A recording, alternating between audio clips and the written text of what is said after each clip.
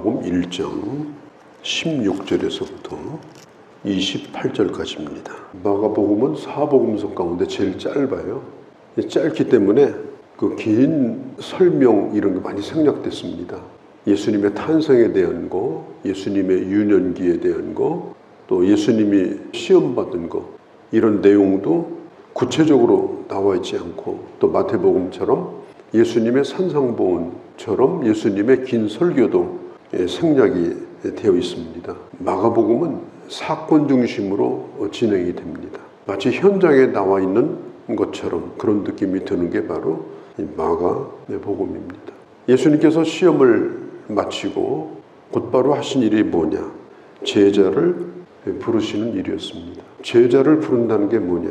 제자 훈련반을 모집해가지고 바이블 스터디를 하는 것이 아니고, 앞으로 하나님의 나라를 위임해서 그 하나님의 나라를 이어가야 될 사람들을 뽑는 거예요.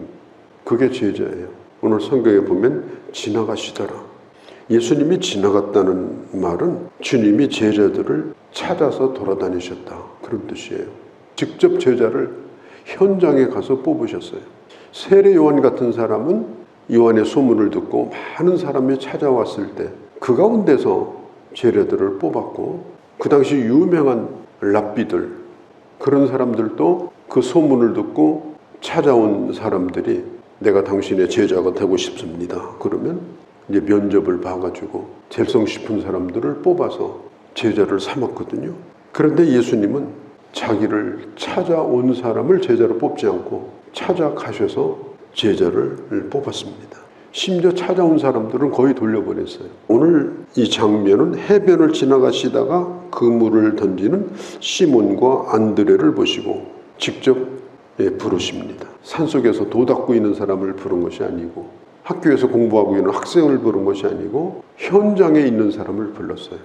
그 유명한 아모스 선지자도 뽕밭에서 그 뽕나무 농사를 지을 때 그때에 불렀거든요. 그 유명한 기도원도 타작마당에서 불렀습니다. 매일 반복하고 있는 일, 그 일에 충실한 사람, 그런 사람을 주님은 눈여겨보시고 부르셨다. 또 한 가지 우리가 봐야 될 것은, 예수님은 지금 이제 하나님의 나라의 일을 시작합니다. 그 일을 함께할 제자들을 부르시니까 얼마나 중요한 일이에요.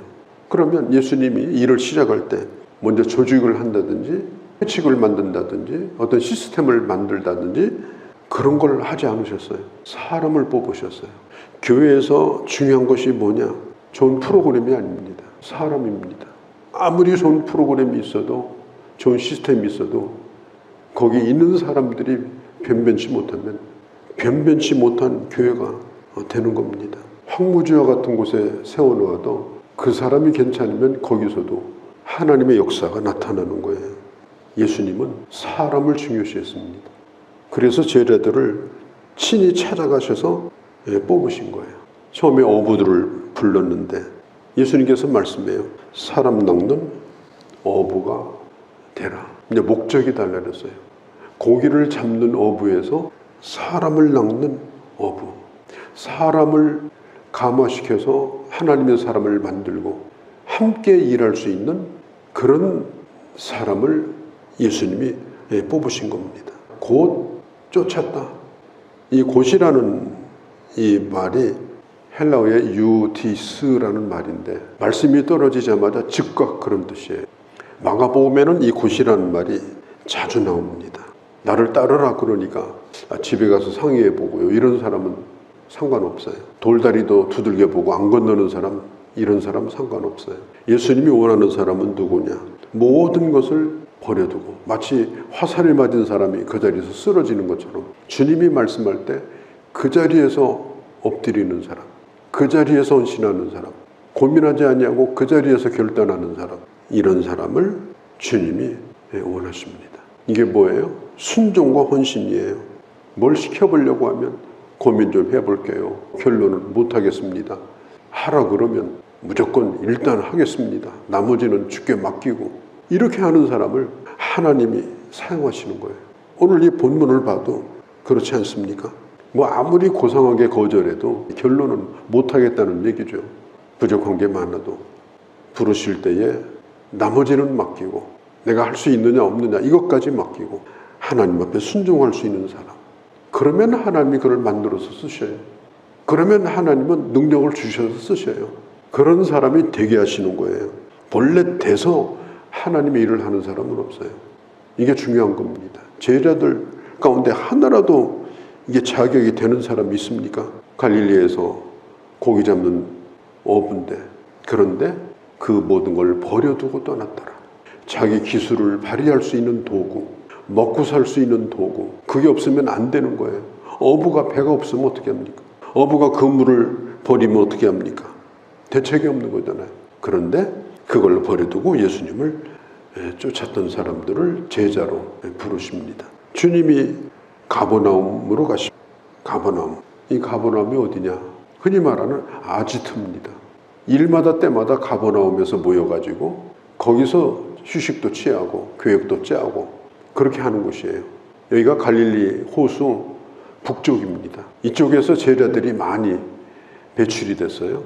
이 가버나움 회당에서 예수님이 안식일을 들어가서 말씀을 전합니다. 그런데 22절에 보면 예수님이 말씀을 전할 때 사람들이 예수님에게서 발견한 것이 뭐냐? 무사람이 그의 교훈에 놀랐어요. 깜짝 놀랐어요. 왜 그랬느냐? 이는 그가 가르치는 것이 권위 있는 자와 같고 서기관들과 같이 아니함일러라. 왜 놀랐는가 하면 예수님의 말씀에는 권위 있는 자와 같았어요. 실력 있는 자가 아니고, 실력은 서기관들이 있죠. 실력은 바리새인들이 있죠. 성경을 통달한 사람들 아니에요. 가르치는 것도 얼마나 서론 보는 결론 잘 가르칩니까? 그러나 예수님은 권위가 있었어요. 이 권위가 대단히 중요합니다. 예수님의 말씀을 들어보면 전문가의 용어가 아닙니다. 대단히 평범하고 대단히 쉽고 쉬우면서도 깊고 평범하면서도 평범하지 않고 누가 들어도 알아듣기 쉽고 뭐 어마어마하게 무슨 우렁찬 목소리도 아니고 사람들이 흠모할 만한 외모를 가진 것도 아니고 성경 전문가처럼 그 전문 지식을 전하는 것도 아니고 예수님의 말씀을 들어보면 다 알아들을 수 있는 얘기인데 그 말씀에는 권위가 있었어요. 이 권위라고 하는 것이 대단히 중요한데 그럼 이 영적 권위라는 건 뭐냐는 거예요. 우리에게는 이런 권위가 필요합니다. 말 잘하는 걸 사모하지 않기를 바랍니다.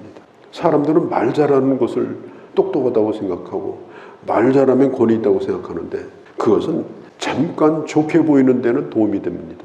그러나 권위는 거기에서 나오는 것이 아닙니다. 그 사람 자신에서 나오는 거예요. 사람들은 예수님이 어떤 분인가를 잘 알고 있어요. 나사렛 출신이에요.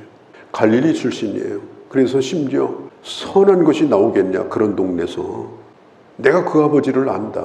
내가 그를 안다. 그 아버지도 목수고 그도 목수다. 그 형제도 안다. 그러니 예수님이 어떻게 권위를 세울 수가 있겠어요? 세상적으로 보면 권위가 쓰지 않는 거예요. 그러나 예수님이 앞에 서기만 하면 권위가 생겨요. 난 여러분들이 그런 걸 사모하기를 바랍니다. 어떻게 하면 말 잘할까? 그런 걸 사모하지 말고 권위가 있는 사람, 조용하지만 그러나 감동이 있고 영적으로 압도하는 힘이 있고 그런 능력이 있고 그게 우리가 사모해야 될 권위예요. 이런저런 교인 많이 만나잖아요. 근데 어떤 교인은 자기가 나가는 교회가 어마어마하게 크다는 걸 침이 마르도록 자랑해요. 그 교회가 큰 거다고 그 사람하고 아무 상관이 없어요. 거기에 끼어서 평범하지도 못한 사람이에요. 그런 거 보면 너무 안타깝습니다. 그 사람 자신에게 권위가 있어야죠. 그 교회 목회자가 소문나고 뭐가 대단하고 내가 권위 있는 하나님의 사람이 되어야 합니다. 성경은 말합니다. 바리새인과 서기관의 말과 같이 아니하고 마태복음 7장 24절 예수님이 산상보훈을 다 끝내신 다음에 이렇게 결론을 내립니다. 예수님의 말씀은 바리새인과 서기관의 말과 같이 아니하고 권위가 있었다. 이게 뭐냐면 완전히 꿰뚫고 있는 거예요. 자기가 알고 있는 것, 자기가 지금 행하고 있는 것을 완전히 이해를 하고 자기도 그렇게 행동을 하고 다른 사람에게도 같이 가자 이렇게 얘기를 하는 거예요. 그러니까 그 사람이 발걸음을 딛는 것이 한 걸음 한 걸음이 권위가 있는 거예요. 다른 사람이 안 따라올 수가 없는 거예요. 그런 권위가 중요한 겁니다. 그렇게 권위 있는 사람이 교회에서 앞장서서 일을 하고 교회 리더가 되면 그 그룹은 하루아침에 살아나요. 우리가 이것을 사모해야 됩니다. 우리가 아무리 세상적으로 상대적으로 결핍을 가지고 있다 할지라도 내가 정말 영적인 권위를 가질 수 있는 사람이라면 그 사람은 가장 큰 것을 소유한 거예요. 그런 구역장, 그런 직분자, 그런 사역자들, 그게 우리에게 필요한 거예요. 회당 안에 귀신 들린 사람이 있었는데 이 사람은 아마 안식일마다 나와서 회당 예배를 드렸을 겁니다. 귀신 들린 사람이 매주마다 나와서 예배를 드렸던 거예요. 정말 교회 안에 그런 사람이 있어서는 안 되겠죠. 예수님의 눈에 발각이 된 겁니다. 그 더러운 귀신 들린 게 그 사람을 지목하니까 무릎을 꿇습니다. 나를 괴롭히지 말아달라고. 왜냐하면 자기 운명이 어떻게 될 것을 귀신은 다 압니다. 성경은 뭐라고 말을 하는 게 하면 더러운 귀신이다. 귀신의 앞에 붙는 행용사는 더럽다는 거예요. 예수님의 소문이 점점 퍼지고 더 많은 사람들이 모여듭니다. 가버나움에 있는 베드로의 집, 안드레의 집에 들어가셨고 또 베드로의 장모의 병도 고쳐주셨고 오늘 본문 뒤에 보면은 그 장모가 주님을 시종을 들고 주님을 따르는 여제자의 역할을 한 것을 볼 수가 있습니다. 그리스도의 제자가 된다는 게 뭐냐? 제자가 되는 건 제자 훈련을 받아서 되는 것이 아니고 제자로 헌신하여 되는 겁니다. 영적 권위가 있어야 됩니다. 그 사람 자신 전체가 권위 있는 사람이 되어야 합니다. 지극히 평범하지만 권위가 있는 것, 지극히 조용하지만 권위가 있는 것. 그러면 다른 사람도 그렇게 되고 싶어하고 따르게 됩니다. 영향력이 있는 거예요. 우리가 이런 것들을 사모하면서 하나님의 사람으로 오늘 한 해도 멋지게 살아가는 귀한 주의 자녀들이 되어주시기를 바랍니다. 거룩하신 우리 아버지, 주께서 제자들을 부르셨고 현장에서 그들 하나하나를 제자로 선택하셨습니다. 그들은 잘나고 똑똑한 자가 아니고 그들은 지극히 평범하지만 자기 일에 충실했던 보통 사람들이었습니다. 또한 주님은 회당에서 가르치며 귀신을 내어 쫓을 때 그에게 석영과 같지 않은 그런 권위가 예수님에게 있었습니다. 말 잘하고 사람을 움직이는 리더십이 아니라 영적 권위를 가진 사람이 되어서 영적 영향력으로 하나님의 사람됨을 드러내고 하나님의 나라를 확장하며 교회를 세워가는 그런 주의 사람으로 살기를 간절히 원하오니 주님 저희들에게 그런 은혜를 주시고 주님에게 붙들려서 쓰임받는 자들이 다 되게 하여 주시옵소서. 우리 주 예수님의 이름으로 기도하옵나이다. 아멘.